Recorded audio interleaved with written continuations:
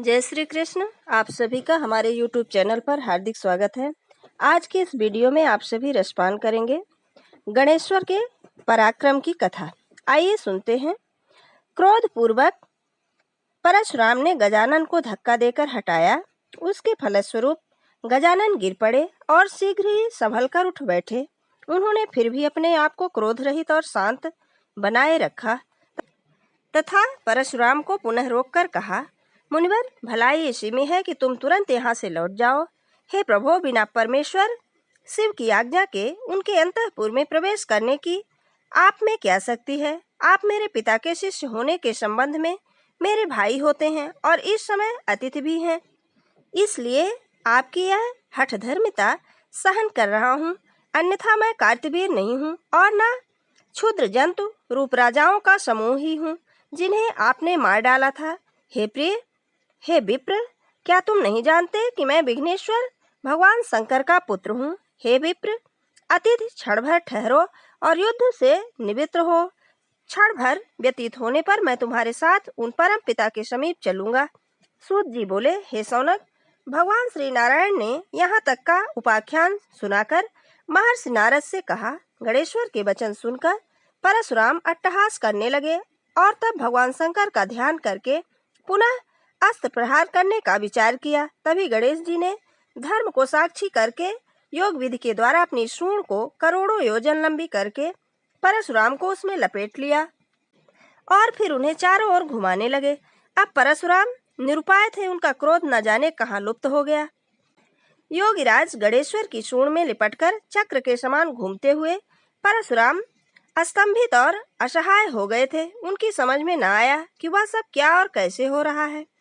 अनंत शक्ति निधान गणेश्वर ने परशुराम जी को सप्त द्वीप, सप्त पर्वत, सप्त सिंधु तथा भूलोक, भुवलोक, जनलोक, तपोलोक, ध्रुवलोक, गौरीलोक, शंभुलोक के दर्शन कराए और फिर गहन समुद्र में फेंक दिया, जहाँ वे प्राण रक्षार्थ जल में तैरने लगे। यह देखकर गणेश्वर ने उन्हें पुनः अपनी सूंड में लपेटकर घुमाया और भगवान विष्णु के बैकुंठ तथा भगवान श्री कृष्ण के गोलोक धाम के दर्शन कराए।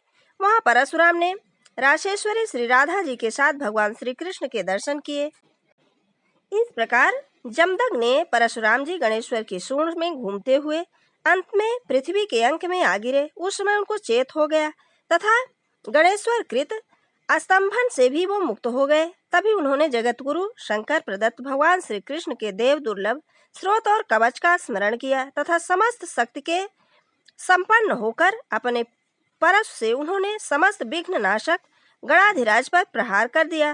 किंतु गणराज ने अपने पूज्य पिताजी के अमोघ अस्त्र का सम्मान करने की दृष्टि से उसे अपने ही बाएं दांत से पकड़ लिया, जिसके फलस्वरूप उस तेजस्वी परशु ने गणेश जी का दांत मूल सहित काट दिया और वह परशु भृगुनंदन के हाथ में पुनः जा पहुंचा। गणेश्वर का दांत टूटते ही अत्यंत भयंकर शब्द हुआ। धरती आकाश के साथ समस्त दिशाएं कांप उठी, पर्वत हिल गए और समुद्र में ज्वार आ गया। गणेश्वर के मुख से रक्त का फव्वारा छूट निकला।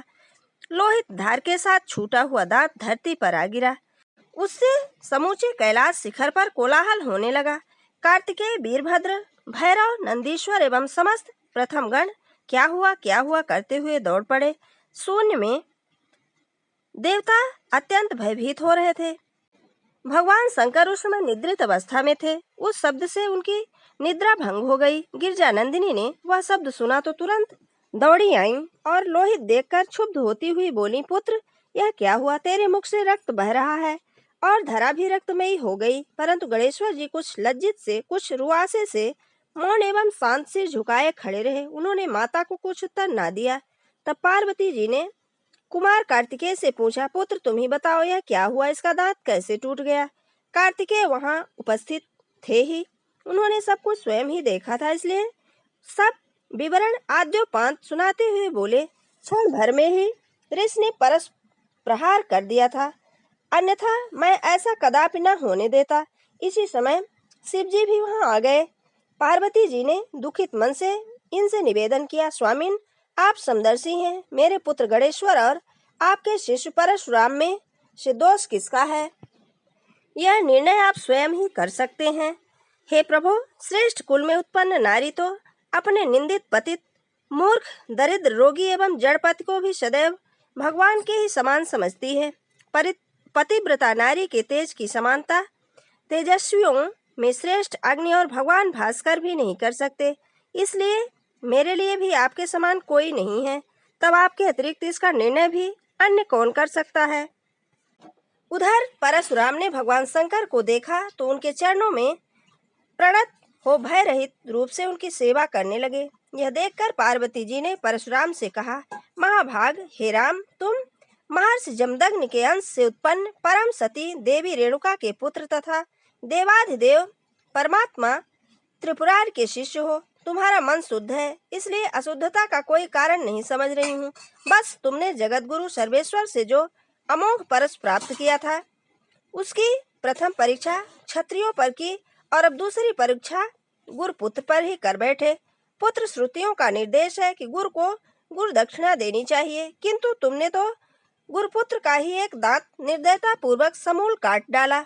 यदि यही अभीष्ट था तो फिर इसका मस्तक ही क्यों नहीं काट दिया। चराचर विश्व के आत्मा रूप भगवान शंकर का अमोघ अस्त्र पाकर तो एक श्रृंगाल भी बनराज सिंह का वध करने में समर्थ हो जाएगा। आगे का वृत्तांत हमारी अगली वीडियो में। अगर हमारा ये वीडियो आपको अच्छा लगे तो वीडियो को लाइक जरूर करें, और अगर आप हमारे चैनल पर नए हैं तो चैनल को सब्सक्राइब करना बिल्कुल ना भूलें। जय श्री कृष्ण, धन्यवाद।